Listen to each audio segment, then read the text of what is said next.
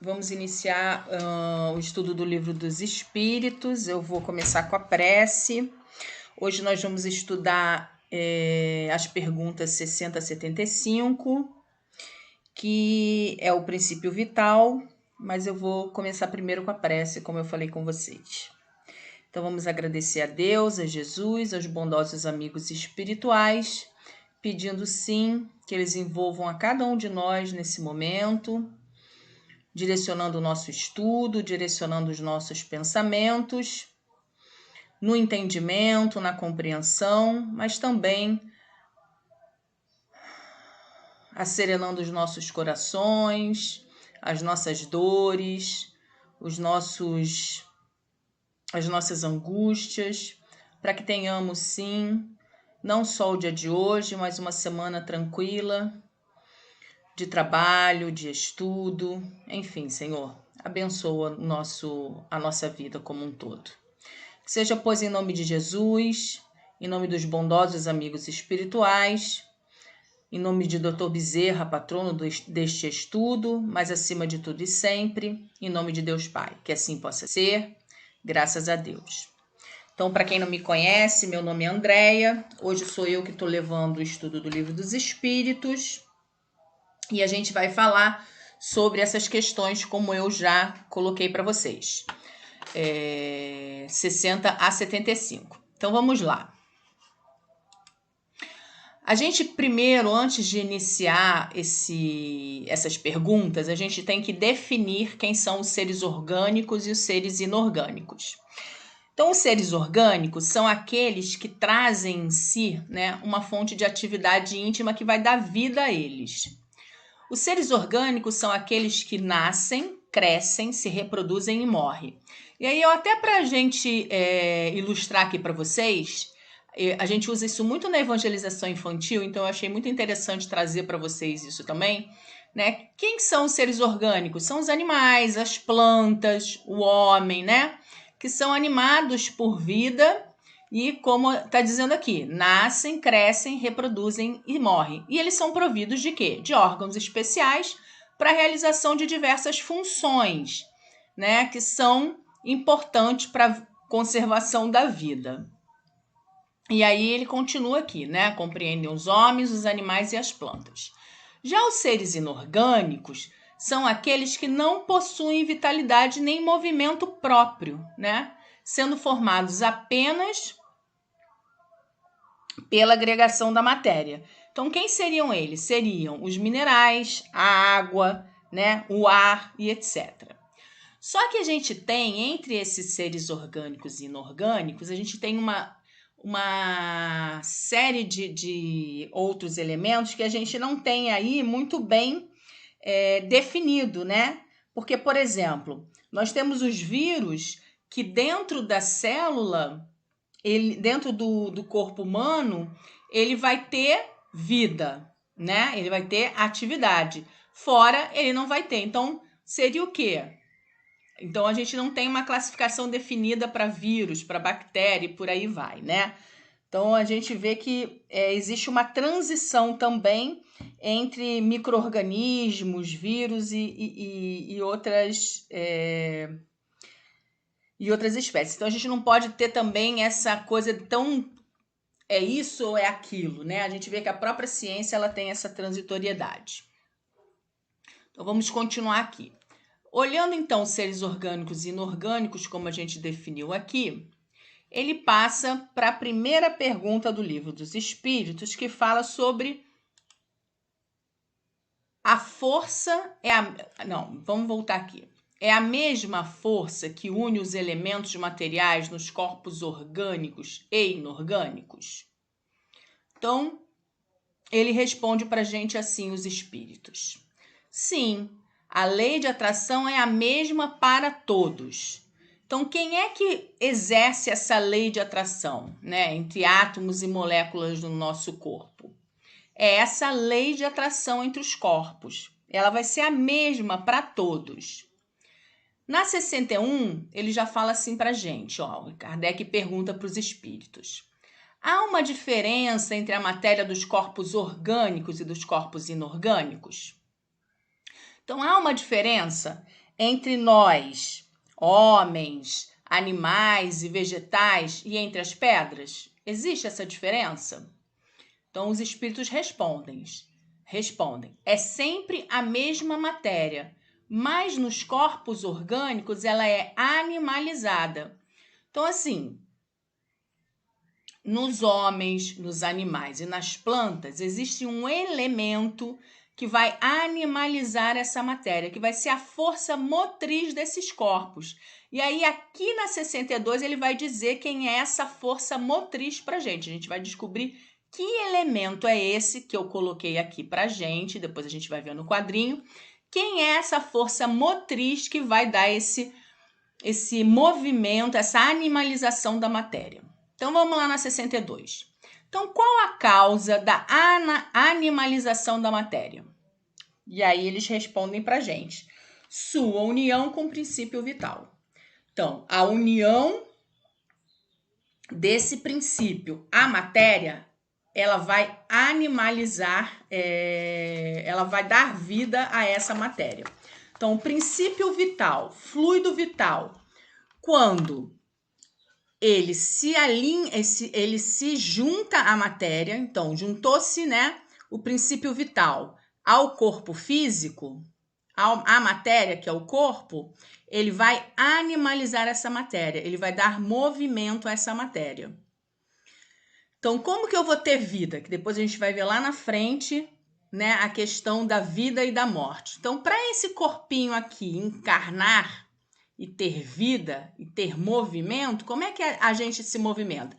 Eu vou precisar ter um corpo físico, material, eu vou precisar ter um espírito, eu vou precisar ter um perispírito e eu vou precisar ter o fluido alimentando os órgãos, né? Movimentando esses órgãos, alimentando esses órgãos, animalizando essa matéria. E tem uma música na evangelização que a gente canta muito para as crianças aprenderem e fala exatamente sobre fluido, que a gente canta assim, ó: fluido vital não é vida, mas sem ele não há vida não. Vegetal, animal, não vive, não vive, não vive sem fluido vital.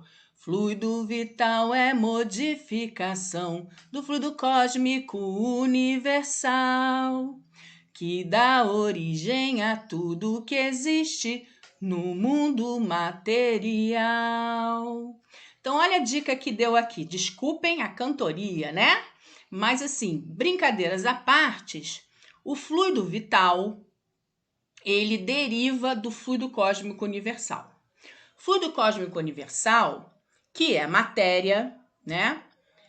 Ele foi criado por Deus. Nós conhecemos quem é o fluido cósmico universal? Não. Ele é uma matéria criada por Deus. O que a gente conhece, né, os elementos que a gente conhece, são esse fluido que deriva do fluido cósmico universal. Esse fluido vital que a gente manipula e que a gente cria tudo que é matéria aqui no nosso planetinha, ele vai dar origem a toda a matéria que a gente tem aqui na Terra. Então, a madeira, ao próprio corpo físico, né? Tudo que a gente manipula aqui na Terra em termos de organismo, de matéria, a gente conhecendo a matéria ou a gente não conhecendo esse tipo de matéria, é fluido vital. Então, para a gente entender, fluido vital é matéria. E aqui ele coloca assim, ó: fluido vital é matéria derivada do fluido universal que dá energia aos seres vivos que têm organismo. E o interessante, não cabe aqui a gente falar, mas o fluido, ele vai ter várias propriedades e várias, né, que mais lá na frente a gente estuda. Ele pode ser um fluido elétrico, ele pode ser um fluido magnético, mas tudo isso é matéria, é um tipo de matéria que não nos é dado conhecer a sua essência, mas que é um tipo de matéria mesmo a gente não conhecendo essa matéria. Vamos passar para a próxima. Aqui, ó, ele pergunta assim na 63. O princípio vital é propriedade de um agente especial ou apenas da matéria organizada? Numa palavra, é um efeito ou uma causa? E aí eles respondem, ó. E uma e outra coisa. A vida é um efeito produzida pela ação de um agente sobre a matéria. É o que a gente falou anteriormente. Para ter vida, eu preciso do corpo físico e do fluido animalizando essa matéria para que a vida ocorra, né? O espírito se liga ao corpo, né? O perispírito se unindo a esse corpo, o fluido unindo laço a laço, célula a célula, né? Esse perispírito ao corpo, animalizando essa matéria. Esse agente sem a matéria não é vida. Então, esse agente, quem é esse agente? O fluido vital sem a matéria não é vida. Então, fluido vital sem corpo físico não é vida. E não vai poder viver sem ele. É ele que vai dar a vida a todos os seres vivos que o absorvem e o assimilam. Então, o nosso corpo físico, os nossos órgãos, eles o absorvem e o assimilam. Assim como as plantas o absorvem e o assimilam. Assim como os órgãos dos animais o absorvem e o assimilam. Por isso que é tão importante a gente beber água, por isso que é tão importante a gente se alimentar, por isso que é tão importante a gente respirar, e a mesma coisa os animais, e por assim as plantas e tudo mais, né? Então, olha lá o que eu também peguei aqui de imagem para gente como é importante.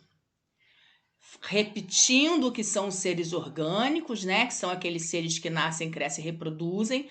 São eles que têm esses órgãos para poder absorver e assimilar o fluido vital, né? Então, eles são esses organismos que têm esses órgãos especiais. E nessa classe estão compreendidos os homens, os animais e as plantas, justamente para poder absorver e assimilar esse fluido vital que vai dar movimento para esse organismo. Mas voltamos a dizer, fluido vital sem matéria não é vida. E fluido vital a gente tem aqui, ó, no ambiente, o tempo todo, em torno de nós, tá bom? Vamos para a próxima, 64. Essa trindade universal aqui, ela é importantíssima para a gente. E a gente vai explicar antes da gente entrar na 64. Por quê? Porque nós temos dois elementos no universo, né, que a gente chama de trindade universal. Deus é o criador de tudo. E Deus criou a matéria. A matéria é o princípio material. Tudo que não é matéria é espírito. Então, espírito, princípio inteligente. Então, quem pensa é o espírito. O que não é espírito é matéria. E aqui, ó, fluido cósmico universal. Fluido cósmico universal é matéria. Fluido é matéria. Então, a gente tem que entender muito claramente o que é espírito e o que é matéria, para a gente não fazer confusão. Então, essa trindade aqui, ela tem que estar sempre acompanhando os nossos pensamentos para que a gente não faça confusão e não faça nenhuma colocação errônea. Quando a gente fala de perispírito e a gente fala é um tipo de matéria, então perispírito é matéria. É um tipo de matéria do qual a gente não conhece, mas é matéria. Matéria quintessenciada. Ela é um elemento que está entre o espírito e a matéria. Até para que o espírito possa se comunicar com o corpo material, tá bom? Então vamos lá para 64. Vimos que o espírito e a matéria são dois elementos constitutivos do universo. O princípio vital formaria um terceiro? Então, olha só, espírito e matéria são dois elementos dois elementos constitutivos do universo. E Deus é o criador desse universo. E aí ele diz: é um dos elementos necessários à constituição do universo, mas tem sua fonte nas modificações da matéria universal. Por quê? Porque fluido é matéria. Então ele é aqui, ele está nessa parte aqui de matéria, ele é um elemento material. É um elemento para a voz, como o oxigênio, o hidrogênio, que, entretanto, não são elementos primitivos, pois todos procedem de um mesmo princípio. Então, o fluido cósmico universal, ele é a matéria primitiva. Conhecemos? Não. O fluido cósmico universal foi criado por Deus. Só ele tem o conhecimento da matéria original. Nós trabalhamos com a secundária, tá? 64A. Parece resultar daí que a vitalidade não tem como princípio um agente primitivo distinto, sendo antes uma propriedade especial da matéria universal, devido a certas modificações dessa. É o que eu acabei de explicar, e aí ele fala exatamente isso. É essa a consequência do que dissemos. Então, a gente trabalha com o princípio vital, a gente trabalha com a modificação do fluido cósmico universal. A gente não trabalha com a matéria divina, com a matéria principal de Deus. A gente trabalha com o elemento secundário dessa matéria divina. E aí na 65 ele pergunta assim: o princípio vital reside num dos corpos que conhecemos? Ele tem como fonte o fluido universal, e é o que chamais de fluido magnético, fluido elétrico animalizado. É o intermediário e o liame entre o espírito e a matéria. Então aqui, olha, é o que eu falei para vocês. Esse princípio vital, ele pode ter, né, ele pode ser um fluido magnético, ele pode ser um fluido elétrico, né?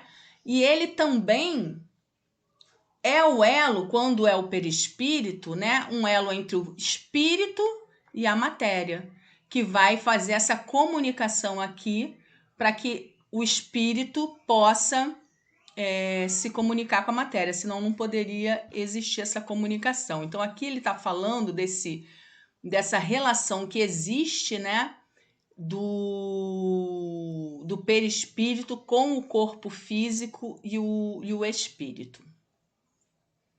O princípio vital é o mesmo para todos os seres orgânicos? Sim, modificado segundo as espécies. Então, cada espécie vai ter o seu princípio vital. Ele é modificado para a espécie. Então, o fluido do homem é diferente do fluido do animal, que é diferente do fluido da plantinha. Por isso que se fala tanto que não pode se dar passe em animal. Que a carga fluídica para o homem é diferente da carga fluídica dos bichinhos. E aí a gente pode criar aí uma situação muito complicada para os bichinhos. É ele que lhes dá movimento e duvidado e os distingue da matéria inerte, pois o movimento da matéria não é a vida. Isso é muito importante. Dar movimento à matéria não é a vida. O que é a vida é a união da matéria com o fluido vital. Isso é que é a vida e a união do espírito. Essa união desses três elementos é que é a vida, tá bom? 67. A vitalidade é um atributo permanente do agente vital ou somente se desenvolve com o funcionamento dos órgãos? E aí ele responde assim: ela só se desenvolve com o corpo. Não temos dito que esse agente sem a vida, sem a matéria, não é a vida? É necessária a união das duas coisas para produzir a vida. Então, é aquilo que a gente fala. Essa união, a gente recebe o fluido vital, né? No momento da união ali do perispírito com o corpo físico. E aí essa união ela é feita ali molécula a molécula.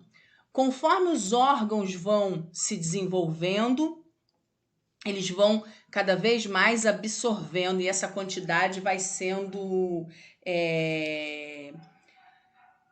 aumentada, produzida ou até diminuída. Então é o que ele fala aqui, ó. ele só se desenvolve com o corpo. Então, a gente não recebe uma carga, como a gente fala assim, a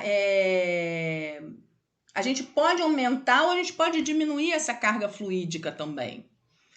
Por isso que a gente tem que tomar cuidado com o que a gente come, com o que a gente...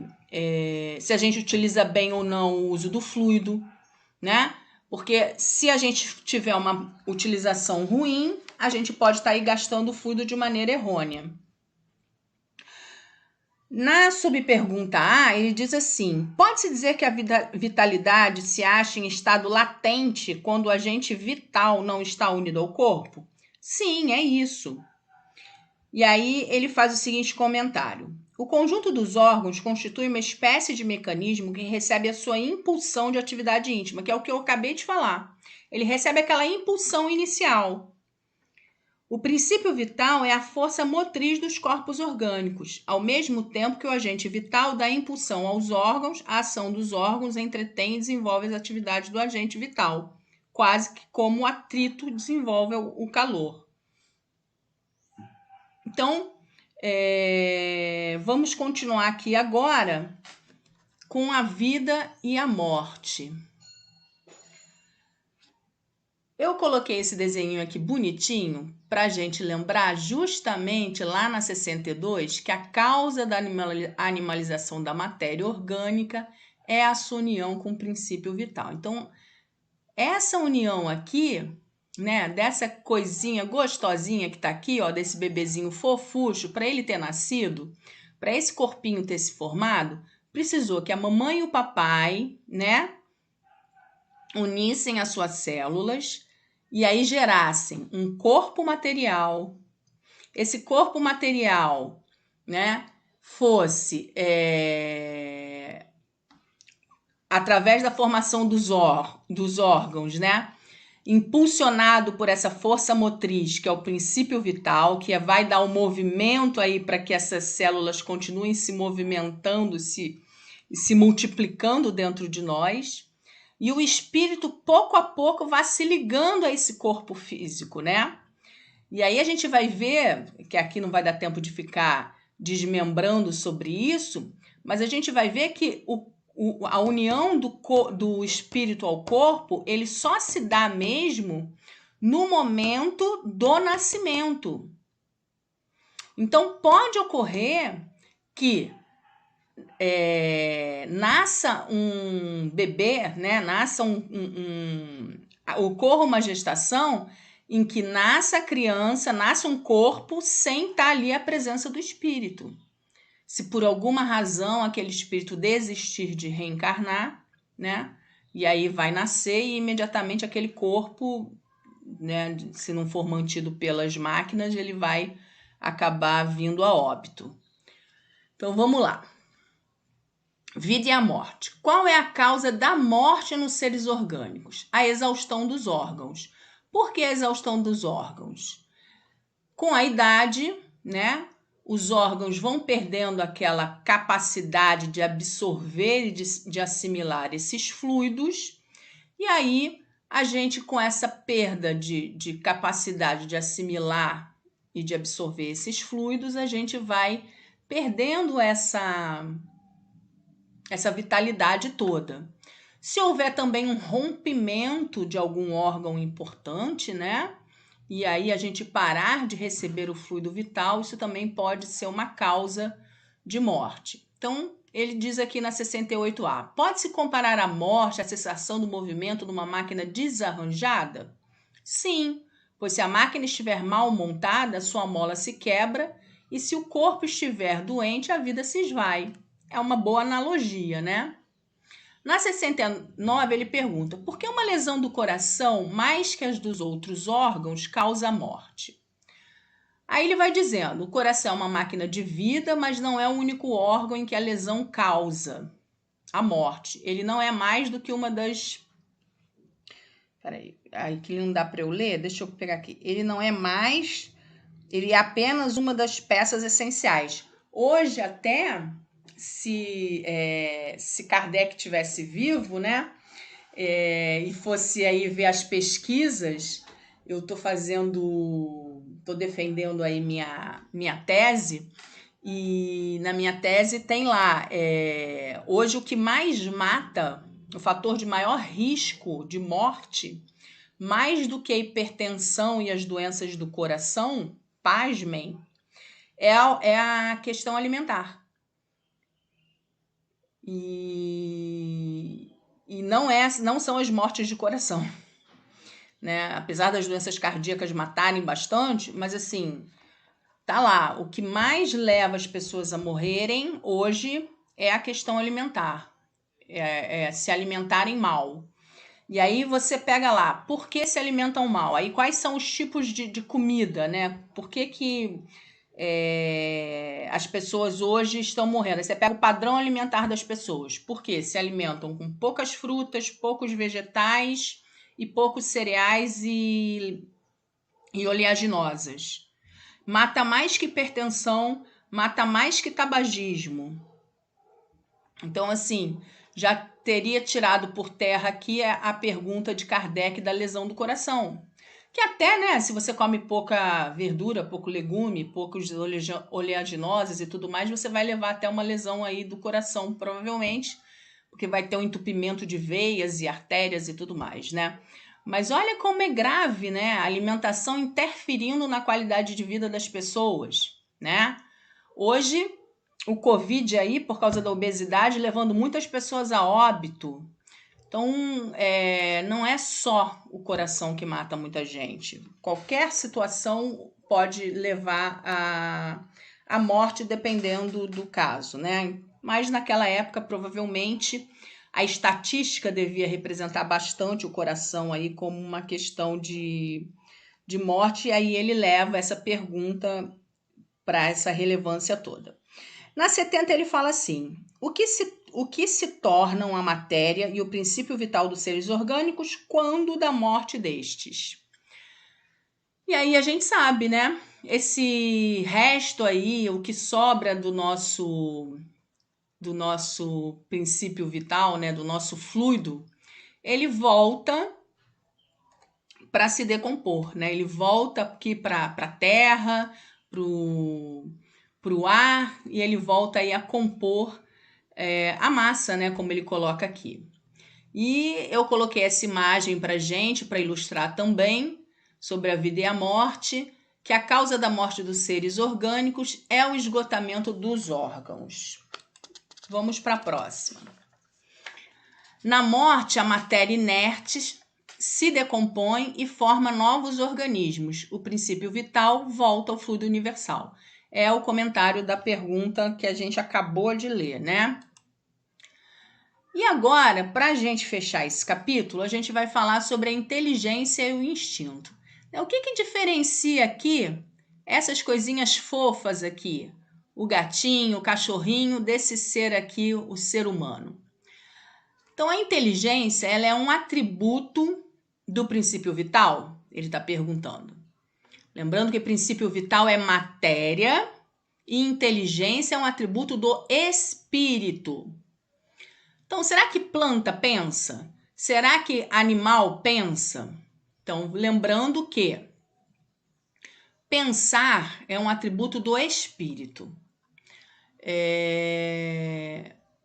A inteligência desenvolvida em todas as suas capacidades de vontade, de livre-arbítrio, de consciência, ela está desenvolvida no homem.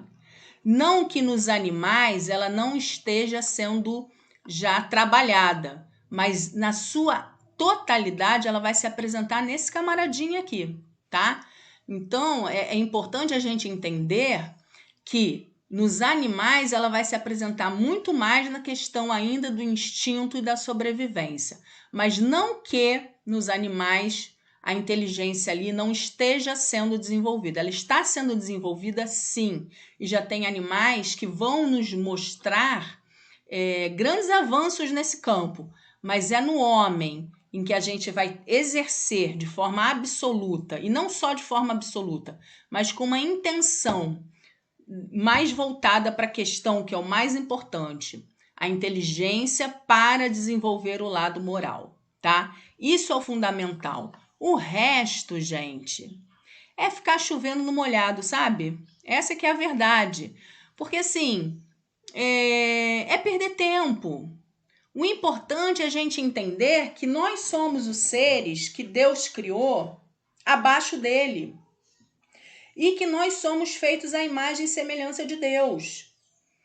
E como imagem e semelhança de Deus, nós estamos num patamar em que a nossa inteligência agora tem que estar sendo desenvolvida não só para as questões da matéria, mas é como eu coloquei ali, desenvolver essa inteligência para o bem, desenvolver essa inteligência para as questões do belo, do sublime. E é esse o nosso caminho agora. Saber como usar o livre-arbítrio, saber como usar a ciência a favor do bem, né? E é isso que interessa. E o instinto, ele é uma espécie de inteligência. Mas olha como ele coloca aqui. O instinto é uma espécie de inteligência sem raciocínio. Por ele, os seres provêm as suas necessidades. E nós todos, quando fomos criados em princípio, a gente desenvolveu aqui, né, como princípios espirituais, a gente desenvolveu esse instinto. Quando o princípio espiritual fez todo o seu progresso e adentra no reino nominal e se torna espírito com E maiúsculo, ele adquire o poder da inteligência. O poder não, né? Poder, pelo amor de Deus, que poder é uma palavra que a gente adora.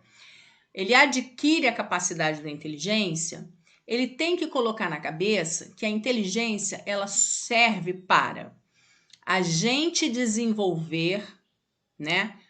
Então, vamos lembrar das asinhas? Primeiro a gente desenvolve a asinha da inteligência e depois a da moral. Então, a inteligência vai ajudar ao entendimento. Ao entendimento, para que a gente depois consiga avançar e igualar essas duas asas da moral com a inteligência. Vamos fechar então aqui com a 75. Espera aí que eu fechei tudo aqui. É o nosso último slide. Esse aqui que é o 75.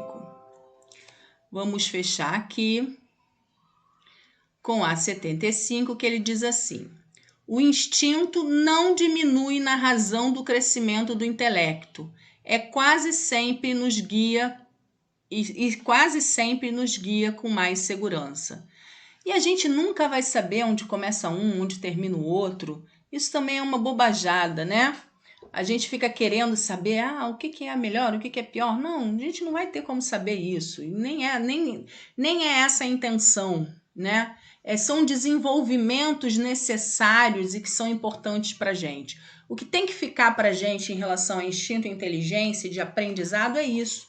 Estamos desenvolvendo nossa inteligência. Com qual finalidade? Para desenvolvermos o nosso lado moral. Estamos precisando cada vez mais de ações no bem, né? Estamos precisando cada vez mais de mudar essa forma como a gente faz as coisas, né? Mudar os nossos vícios, né? Hoje a gente vê aí um cenário triste na humanidade ainda, por causa dos nossos vícios. A gente pega hoje a cidade do Rio de Janeiro e quanto que a gente está vendo governadores, secretários, né? Tanta gente presa, mas e a gente, população, né? O que a gente está fazendo enquanto população? Porque a gente está elegendo essas pessoas. Mas quais são as ações que a gente está fazendo? Será que a gente está construindo uma cidade melhor? Qual é o exemplo que a gente está dando aí nessa época de Covid? Será que a gente está enchendo as praias? Qual é a imagem que a gente está passando para as pessoas? É de solidariedade? É de empatia? Então são questões aí que a inteligência ela vem para isso, né? E não para gente encher as cátedras de, né, ou as paredes de diploma. Então o estudo de hoje é esse. Espero que eu tenha conseguido cumprir com a ideia que nos foi apresentada. E na semana que vem a gente está de volta com mais um tema do Livro dos Espíritos. E vamos encerrar agora com a nossa prece. Amado Mestre Jesus, queridos amigos espirituais, estamos aqui, Senhor, felizes por mais um estudo concluído, pedindo para que nos proteja, nos ampare e nos sustente. Fica conosco, Mestre querido. Que assim possa ser, graças a Deus.